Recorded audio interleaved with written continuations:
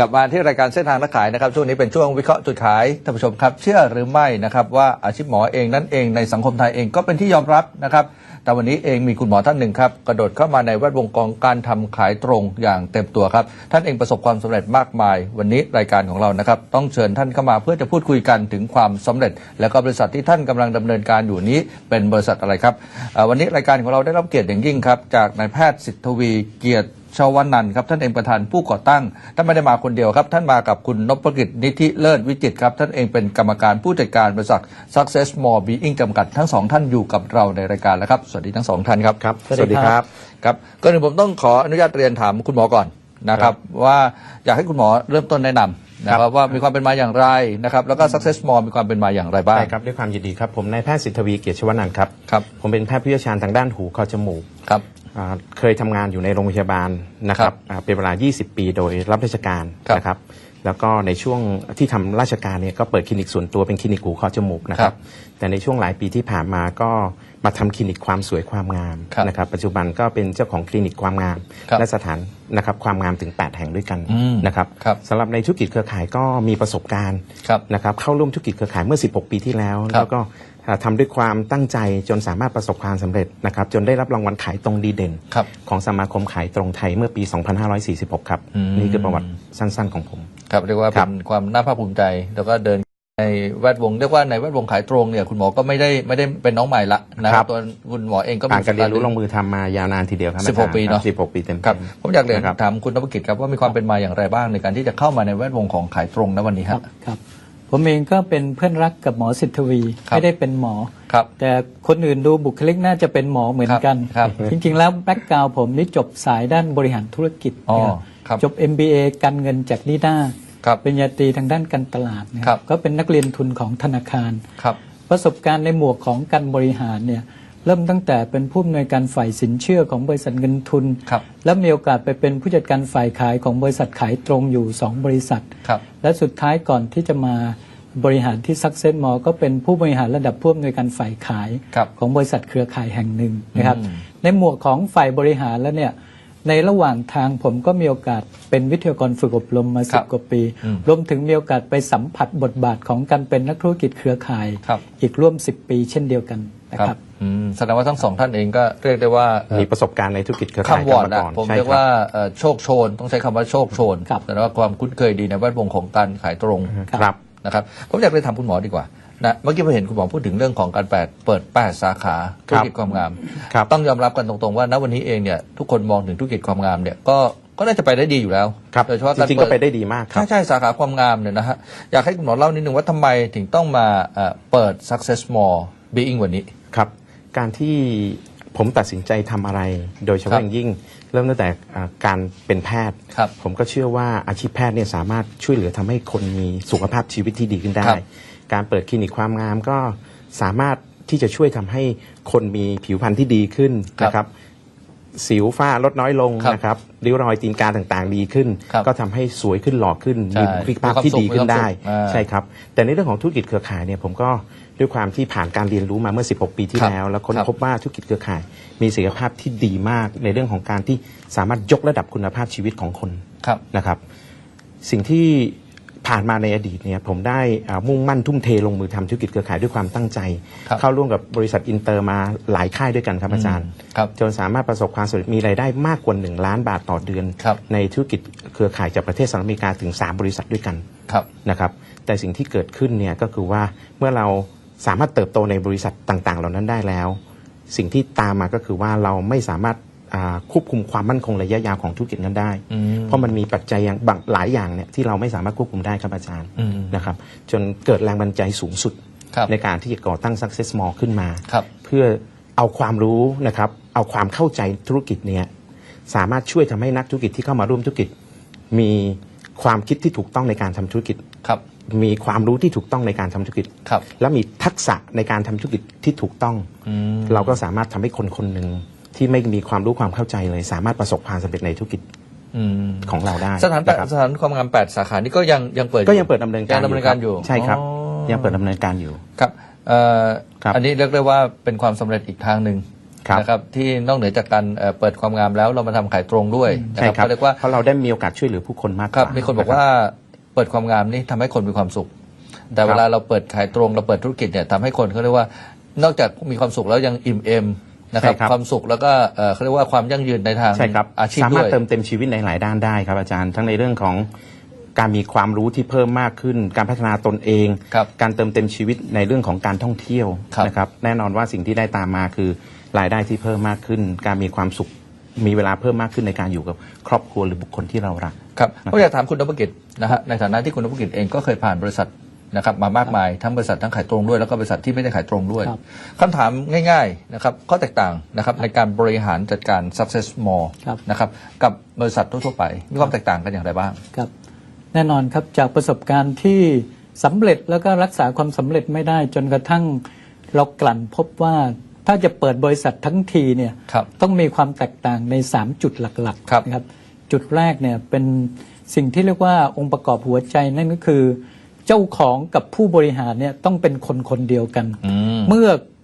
เจ้าของผู้บริหารเป็นคนเดียวกันเนี่ยจะทำให้เข้าใจถึงคำว่าหัวใจผู้ประกอบการ โอเค เพราะการที่เราเป็นเจ้าของเนี่ยและที่สำคัญกว่านั้นเป็นเจ้าของที่คลุกคลีในธุรกิจมา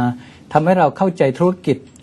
เคยสวมหมวกนักธุรกิจมาก็เข้าใจนักธุรกิจ ครับ ที่สำคัญกว่านั้นคือบริหารเป็นด้วย ครับ เมื่อ3สิ่งนี้บรรจบกันรวมอยู่ในตัวคนคนเดียวกันเนี่ยก็สามารถคิดค้นกลยุทธ์ในการสนับสนุนนักธุรกิจให้เติบโตได้ดีนะครับประเด็นที่2ที่เป็นจุดเด่นนะครับในเรื่องของธุรกิจขายตรงจริง ๆ แล้วหัวใจของความยั่งยืนเนี่ยอยู่ที่คุณภาพของสินค้า ครับ ดังนั้นที่ Success More สบายใจตรงที่มีคุณหมอเนี่ยซึ่งเชี่ยวชาญ ครับ ในเรื่องของการคัดสรรคุณภาพสินค้า ครับ ดูแลตั้งแต่ในเรื่องของวัตถุดิบจนกระทั่งควบคุมขบวนการออกมาเป็นสินค้าสำเร็จรูปที่มั่นใจในคุณภาพแล้วก็ราคาที่เหมาะสม ครับ นะครับ จุดที่ 3 เรียกว่า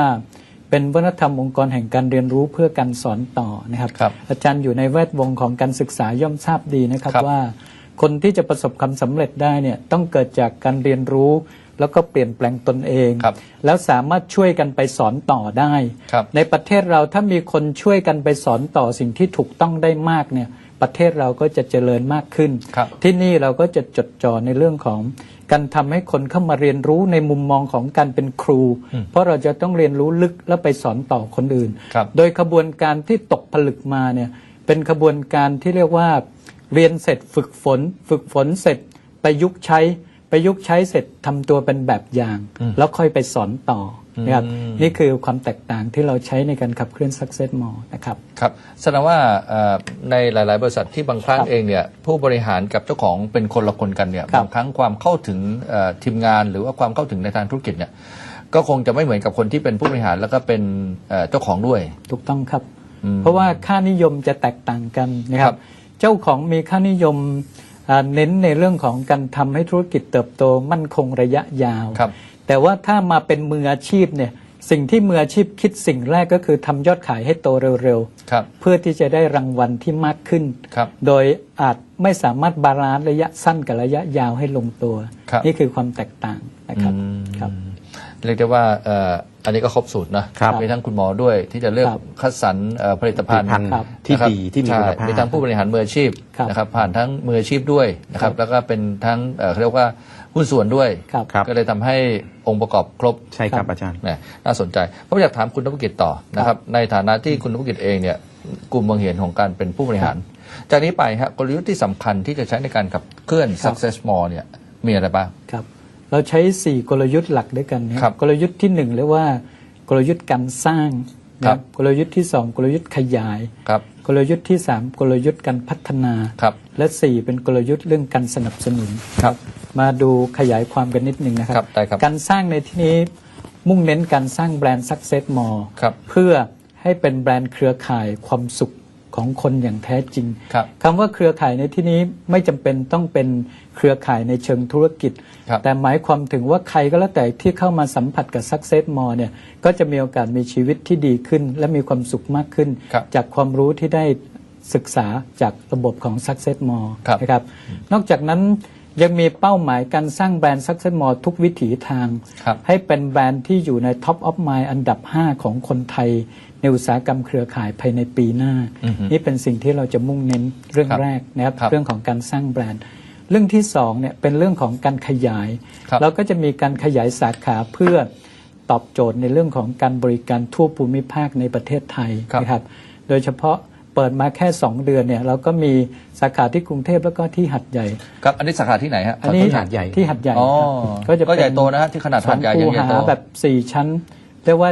เป็นสาขาแบบจัดเต็มเป็นทั้ง Service Center แล้วก็เป็น Training Center ไปในตัวนะครับโอเคครับอันที่3ครับขยายแล้วตอนนี้ก็ขยายเสร็จปั๊บก็ขยายเรื่องสินค้าให้หลากหลายรองรับฐานผู้บริโภคที่มากด้วยนะครับจากนั้นกลยุทธ์การพัฒนาที่เราจะใช้การพัฒนาโดยเป็น Success More Leadership Academy เพื่อทำให้คนสามารถเป็นคนที่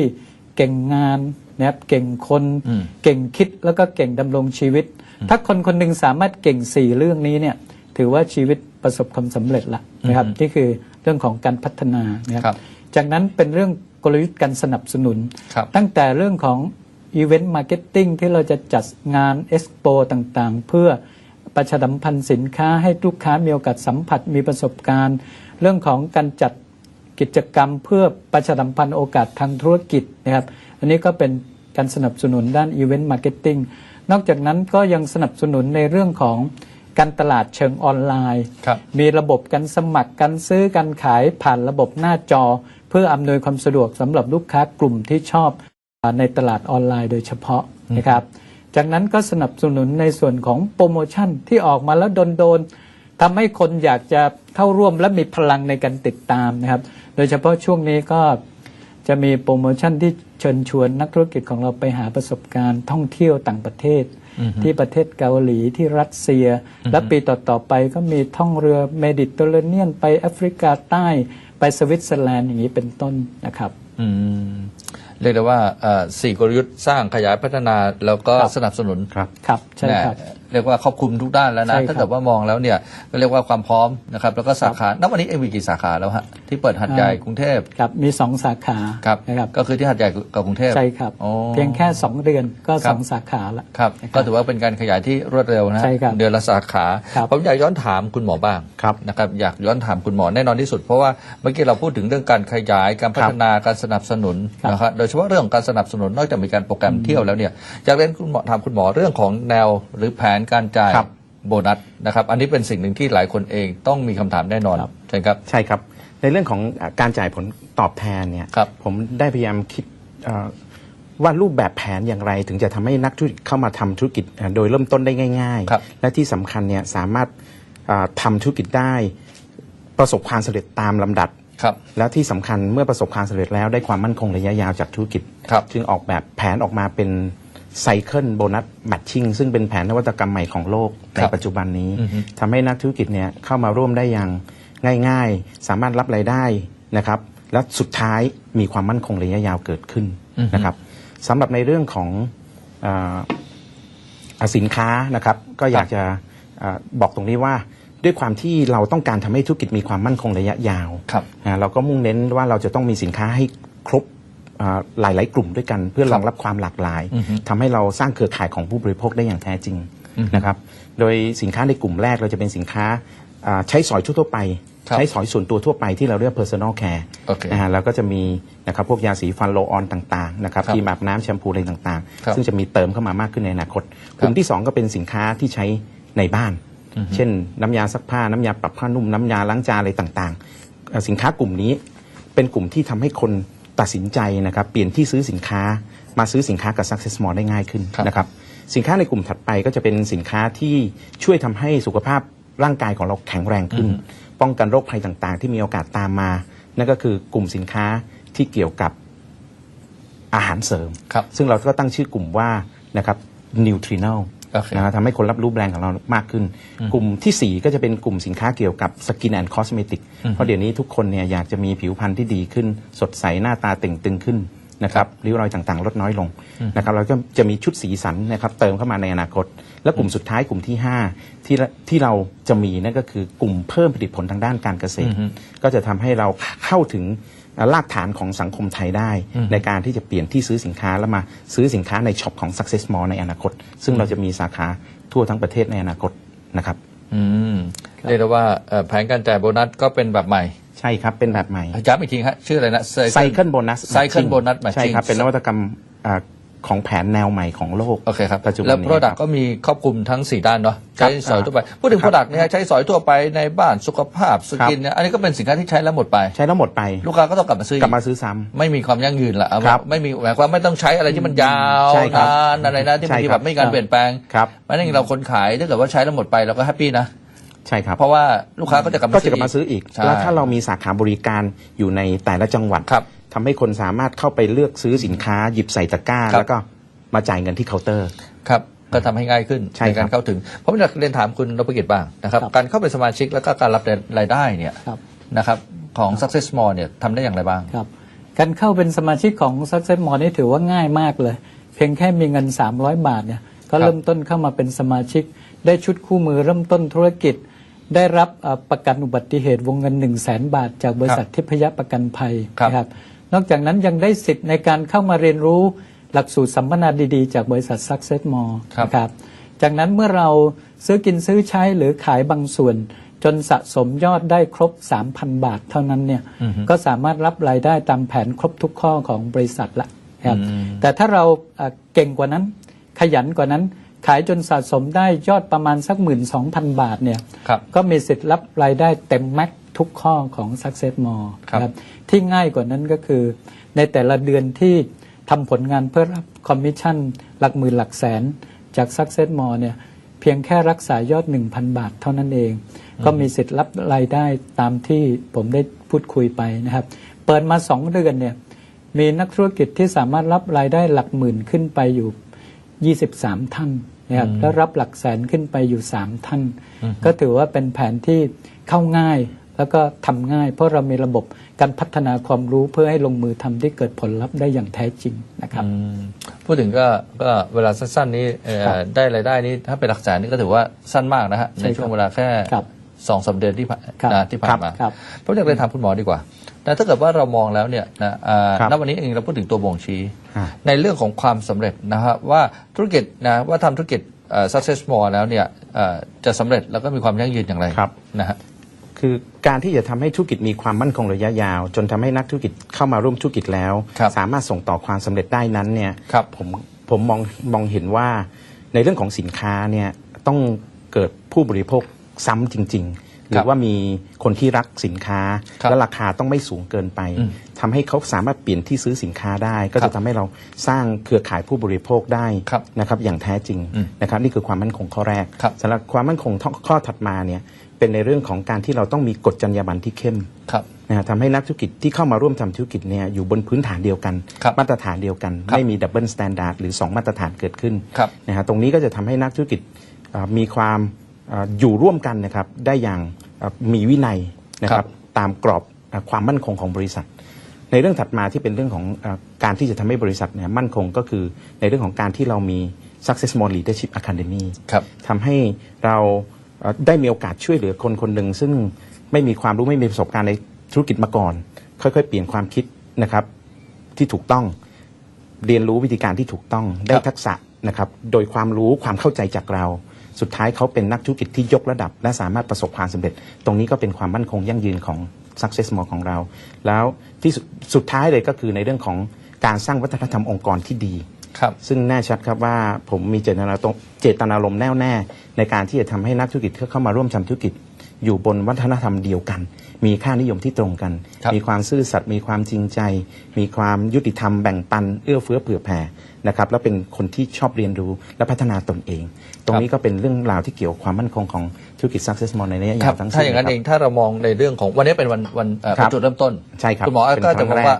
คุณหมออาจจะมองว่านี่คือความมั่นคงขององค์กรนะครับว่าแนวโน้มการสร้างวัฒนธรรมองค์กรบ้างการสร้างความยั่งยืนบ้างนะครับหรือการสร้างการมีเขาเรียกว่ารับผิดชอบต่อสังคมบ้างพวกนี้เป็นสิ่งหนึ่งที่เรามองว่าความยั่งยืนผมอยากถามนิดหนึ่งถ้าเรามองไปข้างหน้า10 ปีข้างหน้าจากนี้ไปนะครับคุณหมอเนี่ยมองเห็นบริษัท Success Mall เนี่ยนะก็จะเป็นบริษัทในรูปแบบไหนครับผมมองเห็นว่าใน10 ปีข้างหน้าด้วยความตั้งใจของเรานะครับผมเห็น Success Mall เนี่ย เป็นบริษัทในเชิงของยอดขายเนี่ย ครับ มียอดธุรกิจเนี่ยเป็นท็อปไฟ ครับ นะครับของประเทศไทย ครับ ในอุตสาหกรรมเครือข่าย อืม แล้วเราก็มองว่านะฮะเราเป็นแบรนด์ที่ได้รับการยอมรับมากที่สุดแบรนด์หนึ่ง อือฮึ นะฮะในประเทศไทยแล้วก็ใน AEC ของเรานะค ครั รับ บแล้วก็ที่สำคัญเนี่ยก็คือเห็นผู้คนเนี่ยหลากหลายแสนคนที่มีความสุขจากการที่ได้เข้ามาทำธุรกิจ Success Mall จนสามารถยกระดับและในท้ายที่สุดสามารถมีคุณภาพชีวิตที่ดีขึ้นได้ นี่คือสิ่งที่ผมเห็นในอีก10 ปีข้างหน้า ครับ นะครับ เรื่องนี้ไม่ถามไม่ได้เพราะเป็นเรื่องของการรับผิดชอบต่อสังคม ครับ ผมอยากเรียนถามคุณนพกิจดีกว่า ครับ นะครับว่าณวันนี้เองเนี่ยเมื่อกี้เราพูดถึงนโยบายการเจริญเติบโตเราพูดถึงนโยบายความมั่นคงนะครับเราพูดถึงนโยบายของการทำการตลาดการวางกลยุทธ์ถ้าเรามองกลับย้อนกลับไปในเรื่องของการคืนสู่สังคมบ้าง ครับ นะครับคุณนพกิจเองเนี่ยอยากให้คุณนพกิจเล่าเกี่ยวกับเรื่องของโครงการหรือว่านโยบายนะครับของ Success Mall ที่เกี่ยวกับเรื่องของการรับผิดชอบต่อสังคมหรือคืนหรือช่วยสังคมเนี่ยมีอะไรบ้าง ครับครับแน่นอนครับในส่วนของนโยบายคืนสู่สังคมเนี่ยผมกับคุณหมอก็เติบโตมาจากครอบครัวที่ยากจน ครับ เมื่อเราแข็งแรงขึ้นจากการประกอบสัมมาชีพและการพัฒนาตน ครับ จนสามารถตั้งบริษัทได้เนี่ย ครับ นโยบายในการช่วยเหลือสังคมก็เป็นนโยบายอันดับต้นๆที่ให้ความสำคัญ ครับ นะครับดังนั้นหน่วยสังคมที่ถือว่ายากลำบากในสังคมไทย ไม่ว่าจะเป็นสังคมของคนพิการคนชราเด็กกำพร้า ครับ หรือโรงเรียนที่ขาดปัจจัยสำคัญสำหรับการเรียนรู้ของเด็ก ครับ รวมถึงบางชุมชนที่ห่างไกล ครับ เรื่องของการรักษาโรคภัย ครับ ซึ่งคุณหมอก็มีประสบการณ์ในการทำโครงการเกี่ยวกับแพทย์อาสาอยู่แล้ว อืม เราก็จะเจียดงบประมาณไปช่วยเหลือตามลำดับสำหรับหน่วยสังคมนี้ ตั้งแต่กลางปีหน้าเป็นต้นไปนะค ครับ รับแสดงว่าเราก็เริ่มเปิดบริษัทมาก็เริ่มคำนึงถึงสังคมเรียบร้อย ใช่ครับ ถูกต้อง ครับถ้าสมมติเกิดว่าเรามองนะฮะคนที่จะเข้ามาในแวดวงการ ครับ เป็นนักธุรกิจของ ครับ Success Mall เนี่ยควรจะเป็นคนกลุ่มไหนฮะ ครับ ควรจะเป็นคนกลุ่มไหน เป็นพนักงานธนาคารเป็นข้าราชการเหมือนคุณหมอ หรือว่าควรจะเป็นคนกลุ่มไหนที่ควรจะเดินเข้ามาในแวดวงของการเป็นนักธุรกิจ จริงๆก็ได้ทุกกลุ่มครับ ครับ สิ่งที่ผมมองเห็นเนี่ยจากแรงบันดาลใจในการก่อตั้ง Success Mall ครับ ผมเห็นตัวอย่างของคนที่เคยเข้ามาร่วมทำธุรกิจจาก ครับ บริษัทหนึ่งแล้วก็สุดท้ายอยู่ไม่ได้ต้องย้ายบริษัทไปอย่างนี้เรื่อยๆนะครับSuccess Mall เราอยู่เพื่อคนกลุ่มนี้ด้วยนะค ครั รับบ ที่สุดท้ายเมื่อเขาประสบความสำเร็จในธุรกิจไม่สามารถที่จะส่งต่อความสำเร็จได้จากสิ่งที่เขาควบคุมไม่ได้ วันนี้ด้วยความรู้ความเข้าใจนะครับในธุรกิจเครือข่ายตลอด 16 ปีที่ผ่านมา ครับท้ายที่สุด แล้วมันเป็นแรงบันดาลใจของผมในการที่จะทำให้คนเหล่านี้เนี่ยได้บริษัทที่มั่นคง ครับ แล้วเขาสามารถส่งต่อความสำเร็จได้จริงๆ ครับแหมเสียดายเวลาวันนี้นอนไปนิดหนึ่งท้ายที่สุด ครับ ครับอยากให้ทั้งสองท่านเองฝากอะไรถึงท่านผู้ชมครับ ครับผมมั่นใจว่าคนในประเทศเราทุกคนมีศักยภาพที่ดีกว่านี้ได้หมด ครับ แต่ว่าเราไม่สามารถที่จะ ครับ บรรลุความสำเร็จได้เพราะองค์ประกอบไม่ครบ ครับ ที่นี่เราก็จะเน้นให้เป็นคนมีพลังมีการเรียนรู้ ครับ และสามารถลงมือปฏิบัติได้จริง ครับ วันนี้ถ้ามีโอกาสฟังข่าวสาร Success Mall นะครับ ครับ ถ้าแนวคิดตรงกันก็อยากให้เชิญชวนเข้ามาคุยกัน ได้ครับ เพื่อบางทีมีโอกาสที่จะทำสิ่งที่ทำให้สังคมดีขึ้นร่วมกัน ครับเชิญคุณหมอครับ สำหรับผมก็อยากจะฝากกับท่านผู้ชมตรงนี้ครับว่า ครับ โอกาสของ Success Mall เนี่ยเราเพิ่งเริ่มต้น ครับ เพราะฉะนั้นเนี่ยด้วยความเข้าใจของธุรกิจเครือข่ายของเราเนี่ยผมมั่นใจว่าคนที่เข้ามาร่วมธุรกิจแม้ว่าท่านจะมีประสบการณ์มาก่อน ครับ หรืออาจจะไม่มีประสบการณ์มาก่อน ครับ เมื่อท่านเข้ามาท่านจะอยู่ใน